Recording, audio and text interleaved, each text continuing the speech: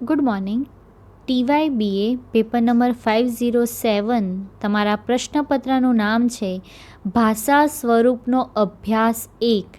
એ એકમ નંબર 1નો બીજો પ્રશ્ન છે માનવ ભાષા અને પશુ પંખીઓના અવગમન વ્યવહાર અને માનવ ભાષાની વિશેષતા જણાવો. એટલે કે માનવ ભાષા અને પશુ પંખીઓના અવગમનની વ્યવહાર એટલે કે માણસ પશુ પંખીઓ કરતાં શેના કારણે અલગ પડે છે? તો કે એની ભાષાના કારણે. એ પ્રશ્નની આપણે ચર્ચા કરીએ. હવે ભાષા એટલે શું? તમે કોણે ભાષા કહો? એટલે કે હું અત્યારે જે બોલું છું એ ભાષા છે, તમે જે સાંભળો છો તે ભાષા છે.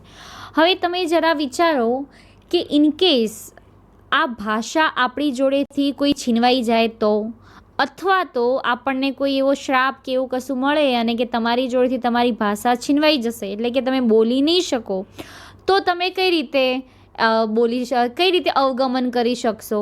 તો તમે ચેષ્ટા છે, ઇંગિતો છે, અથવા તો એકબીજાને ચેષ્ટાઓ દ્વારા કે ઈશારાઓ દ્વારા તમે એકબીજાને સમજાવી શકો અને ભાષાનો ઉપયોગ કરી શકો.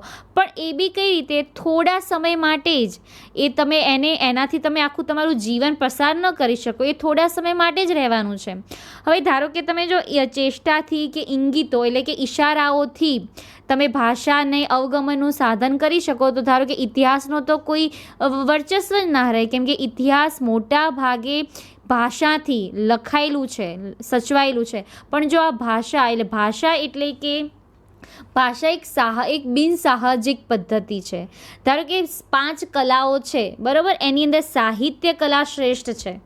આપણે જે કલાના 2 પ્રકાર છે, લલિત કલા અને લલિતેતર કલા. એમાં લલિત કલાઓની અંદર શિલ્પ, સ્થાપત્ય, ચિત્ર, સંગીત અને સાહિત્ય, આ 5 કલાઓ છે.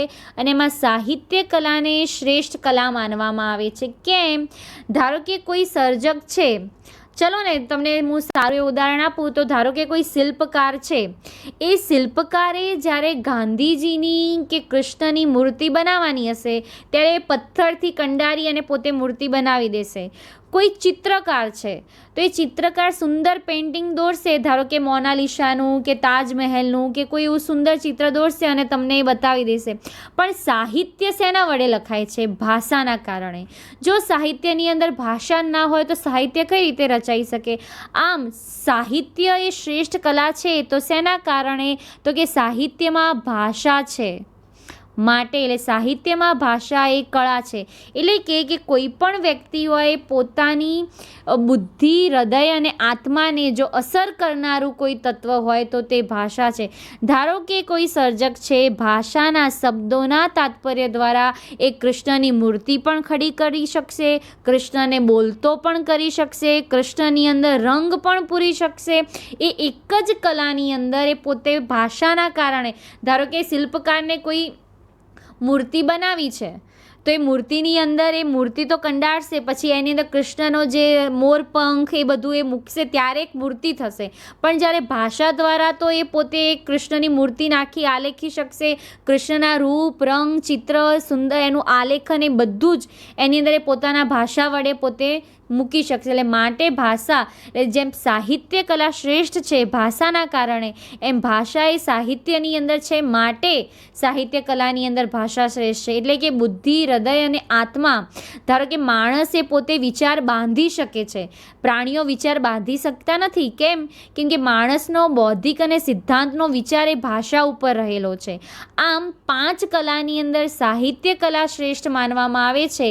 તો એ કોના કારણે? એ ભાષાના કારણે જ સાહિત્ય કલાને શ્રેષ્ઠ માનવામાં આવે છે. એમાં તમારું બીજું ભાષા એટલે શું અને માનવ ભાષા અને પશુ પંખીઓના અવગમનની અંદર બીજું છે કે ભાષાની ઉત્પત્તિ, એટલે કે ભાષાની ઉત્પત્તિ કઈ રીતે થઈ હશે? એટલે કે કોઈ પણ વસ્તુના મૂળ શોધવા મુશ્કેલ છે. ધારો કે નદીના મૂળ કે ઋષિના મૂળ અથવા તો ઋષિનું કુળ, એને તમે શોધી શકો છો. પણ ભાષાની ઉત્પત્તિ કઈ રીતે થઈ તેના વિશે અનેક તર્ક વિતર્કો છે.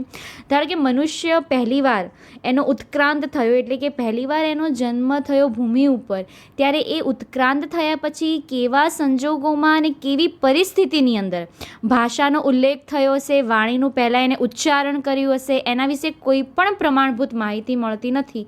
હા, પણ જ્યારે મનુષ્ય પોતાની ઉર્મિઓ અને આવેગોને જ્યારે અનુસરીને પોતાની ચેષ્ટા એટલે કે પોતાની ઉર્મી સંવેદનાઓને પોતે પેલા આદિમાનવ પોતાના હાથની ચેષ્ટાઓથી પોતાની વાત કહેવા માંગતો હતો. હવે આના વિશે એવી એક દંતકથા છે કે આદિમાનવ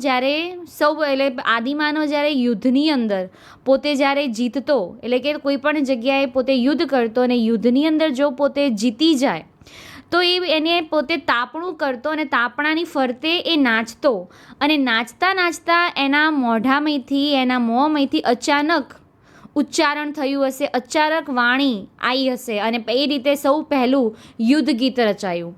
આમ ભાષાની ઉત્પત્તિ વિશે અનેક દંતકથાઓ છે કે એટલે કે કોઈ પણ વસ્તુ કે નદી કે ઋષિનું કુળ શોધવું કે નદીની મૂળ શોધવું કે નદી ક્યાંથી આવી રહી છે, તેનું ઉદ્ભવ સ્થાન શું છે, અથવા તો કોઈ ઋષિનું મૂળ શોધવું સહેલું છે, પણ ભાષાનું મૂળ શોધવું બહુ જ અઘરું છે અને એના વિશે અનેક દંતકથાઓ છે. હવે સ્વાભાવિક છે કે મનુષ્યએ જ્યારે ધરતી ઉપર એનો જન્મ લીધો ત્યારે વાણી એટલે કે ભાષા કઈ રીતે આવી, ક્યારે આવી અને કયા કારણે આવી એના વિશે કંઈ જ માહિતી મળતી નથી. પણ એના વિશેની એક દંતકથા છે કે જ્યારે આદિમાનવ પોતે યુદ્ધ કરતો અને યુદ્ધની અંદર એ પોતે જીતી જતો એટલે પોતાની છાવણીની બહાર તાપણું કરતો અને તાપણાની ફરતે ગોળ ગોળ ફરીને નાચતો અને નાચતા નાચતા અચાનક એના વાણીમાંથી ઉચ્ચારણ થયું હશે અને એ રીતે ભાષા અસ્તિત્વમાં આવી હશે.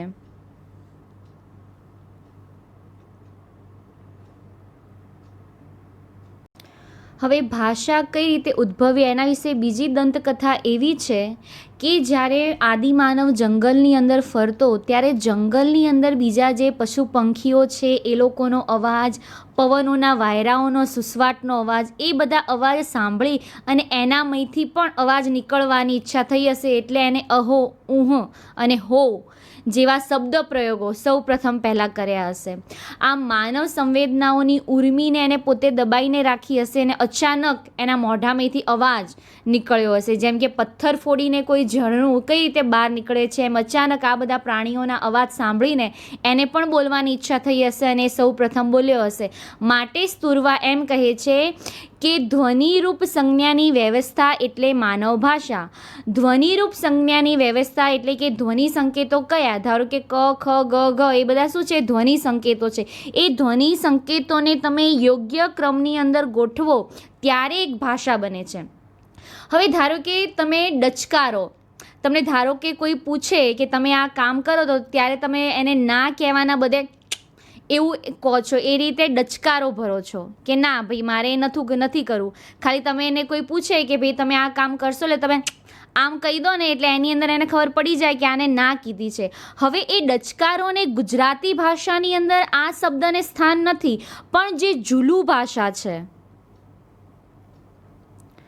ઝુલુ ભાષા એટલે કે સાવ દક્ષિણ આફ્રિકાનું એક ગામ છે, એ ગામની અંદર એક આ ઝુલુ ભાષા બોલાય છે. ત્યાં ઝુલુ ભાષાની અંદર આ જે ડચકારો છે એ ડચકારાને ભાષાની અંદર સ્થાન આપ્યું છે. આમ માનવ ભાષા એટલે કે ધ્વનિરૂપ સંજ્ઞાઓને, સંકેતોને, વ્યવસ્થાને, ધ્વનિરૂપ સંજ્ઞાના જે સંકેતો છે એને યોગ્ય ક્રમની અંદર ગોઠવી અને જે વ્યવસ્થાથી જે માણસ જે બોલે છે તેને ભાષા કહેવામાં આવે છે. આમ ભાષા વિશે અનેક દંતકથાઓ છે. તેમાં પહેલી દંતકથા આપણે એ જોઈ કે ભાઈ જ્યારે આદિમાનવનો ઉત્ક્રાંતિ એટલે આદિમાનવે દુનિયાની અંદર જન્મ લીધો હશે ત્યારે એ ભાષા ક્યારે, કઈ રીતે અને કેવી રીતે એને બોલી એના વિશે કોઈ પ્રમાણભૂત માહિતી મળતી નથી. હા, પણ એના વિશે દંતકથા છે કે જ્યારે આદિમાનવ યુદ્ધ લડતો અને યુદ્ધની અંદર એ જ્યારે પોતે જીતી જતો ત્યારે પોતાની છાવણીની બહાર એ તાપણું કરતો અને તાપણાની ફરતે નાચતો અને નાચતા નાચતા અચાનક એના મનમાંથી એવી ઉર્મી જાગી હશે અને એને બોલવાની શરૂઆત કરી હશે અને સૌ પહેલું યુદ્ધ ગીત એ સમયની અંદર રચાયું. બીજી દંતકથા એવી છે કે ધારો કે પશુ આદિમાનવ જંગલોની અંદર રહેતો તો પશુ પંખીઓ, પવનોના વાયરાઓના સુસવાટા એ સાંભળીને એના મનની અંદર ઉર્મી જાગી હશે, એને પણ બોલવાની ઈચ્છા થઈ હશે અને એને ઉચ્ચારણ કર્યું હશે, ભાષા બોલ્યો હશે. એટલે કે જેમ પથ્થર ફોડી અને નદીનું ઝરણું કઈ રીતે નીકળી જાય છે એમ અચાનક એના શરીરમાંથી અવાજ નીકળ્યો હશે. હવે તમે ગુજરાતી ભાષાની અંદર ડચકારો એટલે કે કોઈ પણ તમને કોઈ વસ્તુ પૂછે અને તમે નામાં આમ ડચકારો કરી દો છો તો એ ડચકારો નાનું સૂચન છે, પણ એ ગુજરાતી ભાષાની અંદર સ્થાન નથી, પણ ઝુલુ ભાષાની અંદર એનું સ્થાન છે.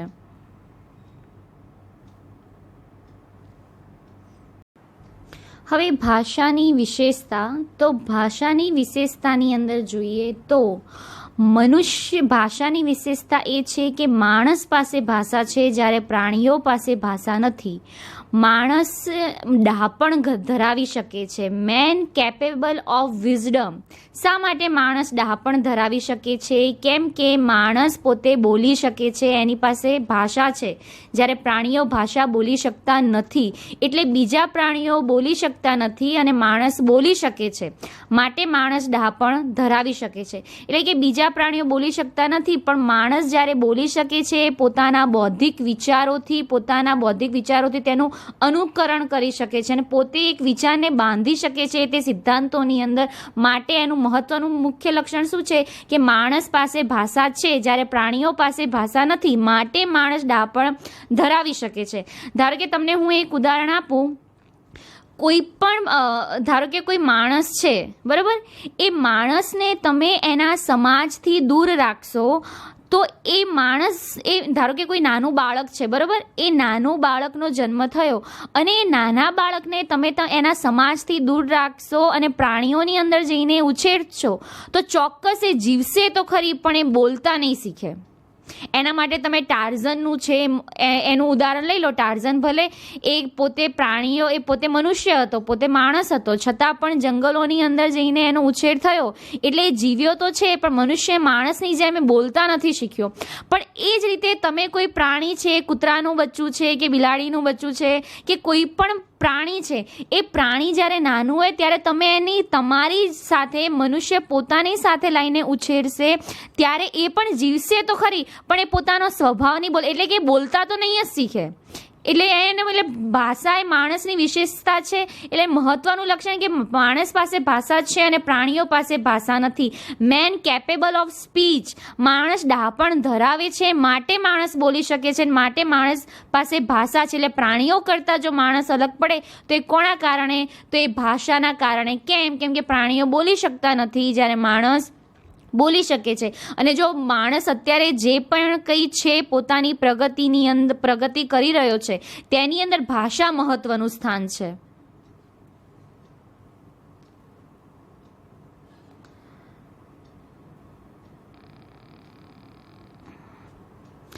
ધારો કે બહેરા મૂંગા, જેને આપણે ડીફ કહીએ છીએ, એટલે કે બહેરા મૂંગા એટલે કે જે લોકો સાંભળી અને બોલી શકતા નથી એ લોકોને ડીફ કહેવામાં આવે છે.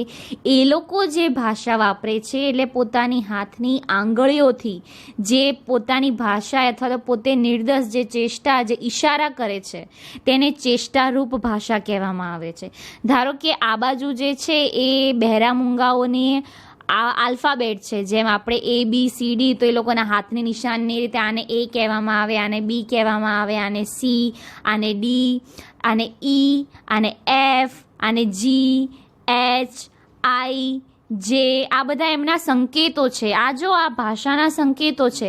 આપણે એને ભાષાને ગુજરાતી, હિન્દી, અંગ્રેજી એ રીતે ભાષાની અંદર એનો વિભાગ પાડી દીધો, પણ એ લોકો માટે ભાષા છે, પણ કયા વિશેષ અર્થની અંદર ભાષા છે, અને એ લોકોની આ ચેષ્ટારૂપ ભાષા છે. એ લોકો માટે ભાષા છે. પંખીઓ પોતાનો અવાજ કરે છે. ધારો કે મધમાખી છે, એ પોતાના પાંખોના નૃત્ય વડે દર્શાવવા માંગે છે કે અહીંયા મધપૂડો છે, તો એ એની ભાષા છે. પ્રાણીઓ, ધારો કે એક પોળનો કૂતરો છે, એ બીજી પોળના કૂતરા એના પોળની અંદર આવી જશે તો એ ભસશે, તો એ પ્રાણીની ભાષા છે. જ્યારે મનુષ્યની ભાષા ધ્વનિ સંકેતોની અંદર સંકળાયેલી, ધ્વનિ સંકેતોની જે સંજ્ઞાઓ છે એની અંદર, વ્યવસ્થાની અંદર એના માટે માનવ ભાષા છે.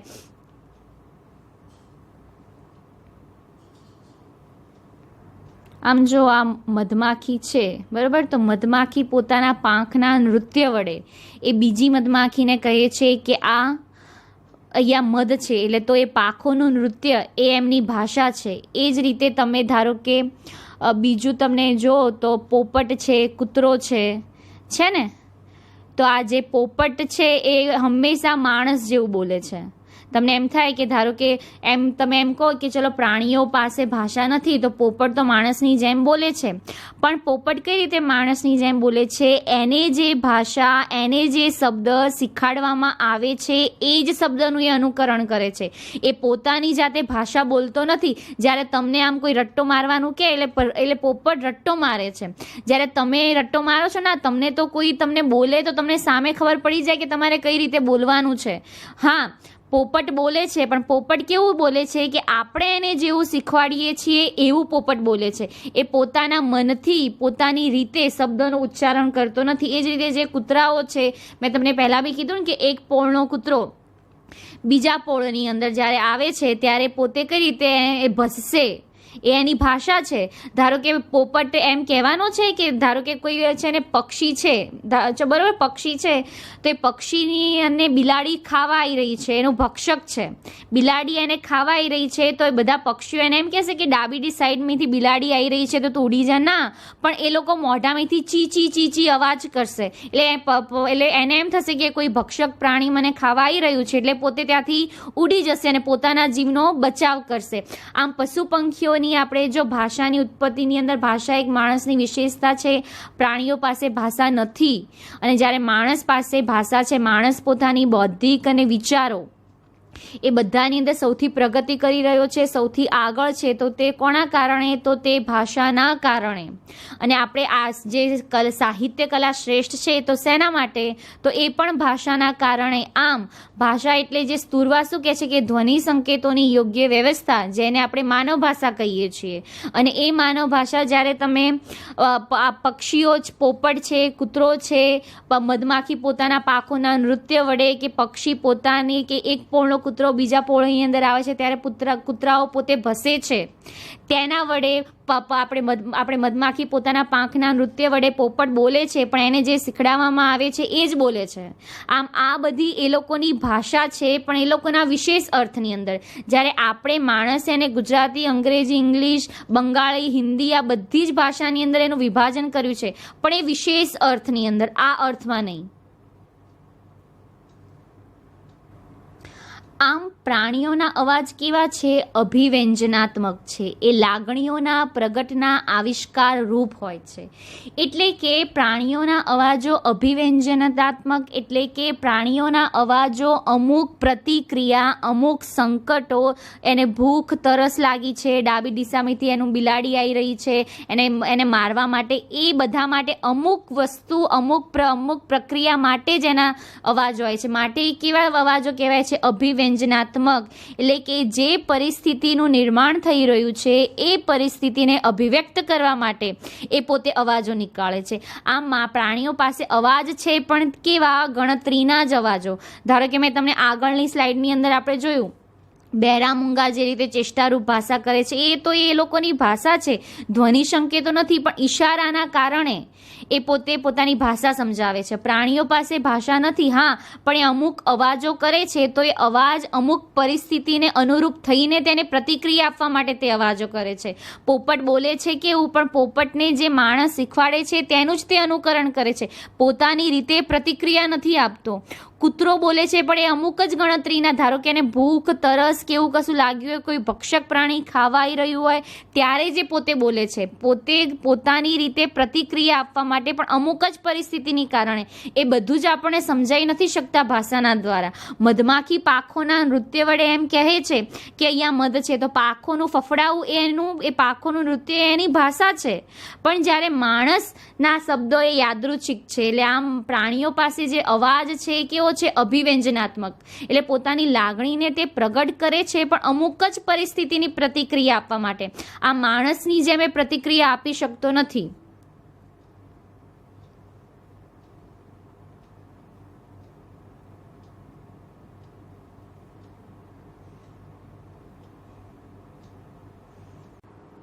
આમ ભાષા એ કેવી છે? બિનસાહજિક પદ્ધતિ છે. ભાષા એ બિનસાહજિક પદ્ધતિ છે. માનવ ભાષા એ બિનસાહજિક પદ્ધતિ છે. ધારો કે મેં તમને પહેલાં બી અગાઉની આમ બી કીધું કે ધારો કે કોઈ નાના બાળકનો જન્મ થાય છે, તો એ નાના બાળકને એના સમાજથી અળગો, એટલે કે દૂર રાખવામાં આવે તો ચોક્કસ છે કે બાળક જીવશે બી ખરી. એ ચાલતા પણ શીખશે, પણ એના જે સમાજની જે બૌદ્ધિક પરંપરા છે, જે વિચારોનું સંક્રમણ છે, એ વિચારે નહીં બાંધી શકે, એની જેમ બોલી નહીં શકે. એના માટે એના સમુદાયની અંદર એને ઉછેરવું ખૂબ જરૂરી છે. હા, પણ જો તમે કોઈ પ્રાણી છે તો એ પ્રાણીને તમે એના સમાજથી અળગો રાખી અને માણસના સમુદાયની અંદર રાખો, હા તો એ જીવશે ખરી, એ ચાલતા બી શીખશે, પણ એ જે માણસની પ્રકૃતિની જે માણસની જેમ બોલતા તો એ નહીં જ શીખશે. બોલશે ખરી, પણ કેવા અમુક જ પ્રતિક્રિયાઓ માટે અમુક જ પરિસ્થિતિની પ્રતિક્રિયાઓને અનુરૂપ આપવા માટે અવાજો બોલશે. આમ માનવ ભાષા એ કેવી છે? બિનસાહજિક છે. તે પ્રાણીઓની ભાષાની જેમ ચિત્રાત્મક કે અભિવ્યંજનાત્મક નથી. આમ ભાષા એ વાચિક ધ્વનિઓની બનેલી છે, એટલે કે જે ધ્વનિ સંકેતોથી તમે વાંચી શકો એ ભાષા છે. અને જેને પશુ પંખીઓમાં ભાષામાં આ અભાવ છે, પશુ પંખીઓ પાસે આ બધી ભાષા નથી. હા, આપણે અગાઉમાં જોયું કે ભાઈ એનું પાંખોનું ફફડાવું, એના પાંખોના નૃત્ય વડે અથવા તો પોતાની ચીચી વડે અથવા તો ભસવા વડે એ પોતે બધી ભાષાનો શબ્દ પ્રયોગ કરે છે, પણ એ ભાષા નથી.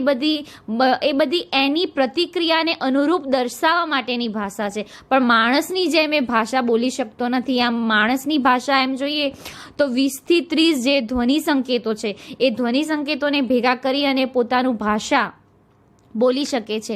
આમ મનુષ્ય પાસે ભાષા છે એ બે બિનસાહજિક છે. કેમ કે પ્રાણીઓ પાસે જે ભાષા છે અભિવ્યંજનાત્મક કે ચિત્રાત્મક છે, અને જ્યારે મનુષ્ય પોતાની વિચારની રીતે એને શીખડાવવામાં નથી આવતું કે તું આ રીતે બોલે, પોતાની રીતે બોલે છે, જ્યારે પશુ પંખીઓ પાસે ભાષાનો આ અભાવ જોવા મળે છે. પશુ પંખીઓની ભાષા અને માણસની ભાષા એ બંને અવગમનની રીતે પણ જુદી પડે છે. ધારો કે શું કે માનવ ભાષાના સંકેતો એ યાદૃચ્છિક છે, એટલે કે એક જ પ્રાણીને દર્શાવવા માટે અલગ અલગ ધ્વનિ સંકેતો વપરાય છે, અને અલગ અલગ ભાષામાં વપરાય તો તે યાદૃચ્છિક સંબંધ છે.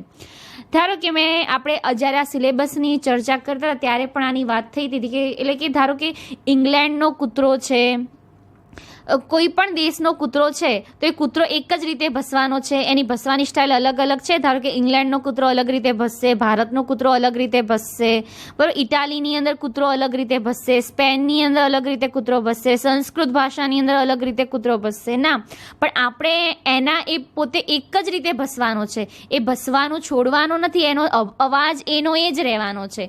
પણ ધારો કે જ્યારે માણસ જ્યારે બોલતો હશે કોઈ ભાષાની અંદર, ત્યારે એના અવાજના ભાષાના સંકેતો કેવા છે? બદલાઈ જાય છે. ગુજરાતીની અંદર જ્યારે બોલતો હશે ત્યારે એના ભાષાના સંકેતો અલગ હશે, હિન્દીની અંદર બોલતો હશે ત્યારે એના ભાષાના સંકેતો અલગ હશે. પછી એ જ્યારે સ્પેનની અંદર તમે જો, ગુજરાતીની અંદર કૂતરા માટે ડોગ શબ્દ વપરાય છે ને, ઇંગ્લિશની અંદર ડોગ શબ્દ વપરાય છે, ગુજરાતીની અંદર કૂતરો શબ્દ વપરાય છે, પછી હિન્દીની અંદર કુત્તા, તો સંસ્કૃતની અંદર શ્વાન, સ્પેનની અંદર ડીચ અથવા તો ચીની એવા બધા શબ્દ વપરાય છે. પણ એ પ્રાણી કોણ છે? એક જ છે, પણ અલગ અલગ ભાષાની અંદર તેના માટે અલગ અલગ શબ્દો છે. અને એ અલગ અલગ શબ્દોની સાથે પોતાનો અવાજ તો સરખો જ રાખવાનો છે, એના અવાજની અંદર ફેર થવાનો નથી. હા, પણ જો તમે કોઈ નાના બાળકને એના સમાજથી તમે અળગો રાખો તો એ પોતે જીવશે તો ખરી, પણ બોલતા નહીં શીખે. પણ જો તમે કોઈ પ્રાણીને કે કોઈ કૂતરાને એના સમાજથી દૂર રાખો તો એની પ્રણાલિકા, એના અવાજો એ ભૂલવાના નથી. આમ પ્રાણીઓના અવાજો એ જન્મજાત છે. માટે પ્રાણીઓ જે પોતાનું અવગમનનું રીત કરે છે, અને જ્યારે મનુષ્યના અવાજો કેવા છે? બિનસાહજિક છે, જે પરિસ્થિતિને પ્રાધાન્ય આપે છે. આમ એક જ પ્રાણીને દર્શાવવા માટે અલગ અલગ ધ્વનિ સંકેતો ભાષામાં વપરાય છે, તો આ બધા કેવા થયા? યાદૃચ્છિક સંબંધો થયા. આમ પશુ પંખીઓના અવગમન અને માનવ ભાષાના અવગમનના વ્યવહારની અંદર આપણે આ પ્રશ્નની ચર્ચા કરી. આ પ્રશ્નની અંદર આપણે ભાષા એટલે શું, તમે કોને ભાષા કહો છો, હું જે બોલું છું, તમે જે સાંભળો છો એ ભાષા જ છે, પણ એ ભાષા ધ્વનિ સંકેતોના સંજ્ઞાના વ્યવસ્થાની રૂપ ગોઠવાયેલી છે. તેને આપણે માનવ ભાષા કહીએ છીએ. વિસ્તુરવાએ વ્યાખ્યા આપી છે. અને 5 કલાઓ છે એની અંદર સાહિત્ય કલા શ્રેષ્ઠ છે. કેમ? તો તે ભાષાના કારણે. મેં તમને પહેલાં બી કીધું કે જો આ ભાષા ભાષા શ્રાપથી કોઈ મનુષ્ય જોડેથી છીનવાઈ જાય તો મનુષ્ય બોલશે તો ખરી, પણ કઈ રીતે? ચેષ્ટાથી, પોતાના હાથોના ઈશારા વડે, એના વડે બોલશે. એનાથી વધારે બોલી શકવાનો નથી, અને બી કેવો થોડા સમય માટે જ. અને જો એ ચેષ્ટાથી કે ઈશારાઓથી પોતાના વાતનું વર્ગીકરણ કે આલેખન કરતો હોય તો એ અમુક જ ભાષાનું, ધારો કે ઇતિહાસનો તો અસ્તિત્વ જ ના રહે, કેમ કે ઇતિહાસનો મોટા ભાગે શેની અંદર? ભાષાથી એ પોતે સચવાયેલું છે. એના પછી આપણે ભાષા એટલે શું, તમે કોણે ભાષા કહો છો, અને પછી ભાષાની ઉત્પત્તિ, અને ભાષાની ઉત્પત્તિ વિશે બી 2 દંતકથાઓ જોઈ. એ બંને દંતકથાઓની અંદર આદિમાનવોની એની ચર્ચા થઈ કે જ્યારે આદિમાનવ ઉત્ક્રાંત થયો ત્યારે આ ભૂમિ ઉપર ક્યારે, કેવી રીતે અને કયા સંજોગોની અંદર એને વાણીનું ઉચ્ચારણ કર્યું હશે, તેના વિશેની 2 દંતકથાઓ છે. અને પશુ પંખીઓના અવગમન વિશેની વાત કરીએ તો માણસની વિશેષતા એ શું છે કે પશુ પંખીઓ પાસે ભાષા નથી, જ્યારે માણસ પાસે ભાષા છે. હા, પશુ પંખીઓ પાસે ભાષા છે, પણ કેવી? ગણતરીની જ ભાષા છે. અમુક વસ્તુ, અમુક પરિસ્થિતિને પ્રતિક્રિયા આપવા માટે જ એ ભાષાનો પ્રયોગ કરે છે. પોપટ માણસની જેમ બોલે છે, પણ એને શીખડાવેલા શબ્દોનું અનુકરણ કરેલવા માટે જ એ પોતાની રીતે શબ્દનું ઉચ્ચારણ કરી શકતો નથી.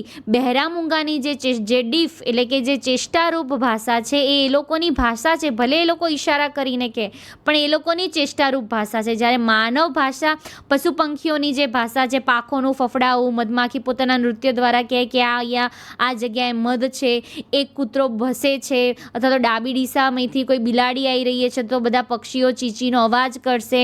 કૂતરો તમે એને એના સમાજથી એને અળગો રાખો, એને દૂર રાખો તો એ ભસવાનો જ છે, જીવશે ખરી, પણ એ પોતાની પ્રકૃતિનો એનો જે જન્મજાત અવાજ છે એ અવાજનું અનુકરણ કરવાનું એ ભૂલશે નહીં. પણ જો માણસને તમે એના સમાજથી અળગો રાખો, દૂર રાખો, તો એ જીવશે ખરી, ચાલતા પણ શીખશે, પણ માણસની જેમ બોલતા નહીં શીખે. એનું ઉદાહરણ જોવું હોય તો તમે ટાર્ઝન છે, મોગલી છે, બધા તમે ઉદાહરણ જોઈ શકો કે ભલે મનુષ્ય હોવા છતાં સમાજથી દૂર રહ્યા તો એ લોકો બોલતા નહોતા શીખ્યા. બરાબર. એમ ભાષા એ માણસની વિશેષતા છે. માણસ અત્યારે જે પ્રગતિ ધરાવી રહ્યો છે, જે ડહાપણ, જે વિચારો બાંધી શકે છે, તો એની અંદર મહત્ત્વનું જો કોઈ લક્ષણ હોય તો તે ભાષા છે. આમ ભાષા એ કેવી બિનસાહજિક પદ્ધતિ છે, અને જ્યારે પ્રાણીઓ માટે કેવી છે? અભિવ્યંજનાત્મક. વાંદરો અનુકરણ કરે છે, વાંદરો મનુષ્યનું બધું જ અનુકરણ કરી શકે છે, પણ ભાષાનું અનુકરણ કરી શકે છે? એ નહીં કરી શકે અનુકરણ. કેમ? કેમ કે એ ભાષા એને જન્મજાત, એને જે અમુક પરિસ્થિતિને અનુકૂળ માટે જે ભાષા છે એનો જે પ્રયોગ કરવાનો છે. જ્યારે માણસની ભાષા એ યાદૃચ્છિક સંકેતોની દ્વારા અને એ બી ધ્વનિ સંકેતોની સંજ્ઞાની વ્યવસ્થાને એકબીજા મુજબ ગોઠવીને એ વ્યવહારની અંદર એ જે વ્યવસ્થા ઊભી કરી છે અને વ્યવહારની અંદર જે ભાષા ઉત્પન્ન કરે છે એ બધી એના માટે ભાષા છે. આમ પ્રાણીઓના અવગમનની ભાષા એ જન્મજાત છે, અમુક જ પ્રતિક્રિયાને અનુરૂપ આપવા માટે એ ભાષા એ અવાજો કરે છે. અને જ્યારે મનુષ્યના અવગમન એટલે કે માણસના અવગમનની ભાષા એ કેવી? બિનસાહજિક પદ્ધતિ, યાદૃચ્છિક પદ્ધતિ છે.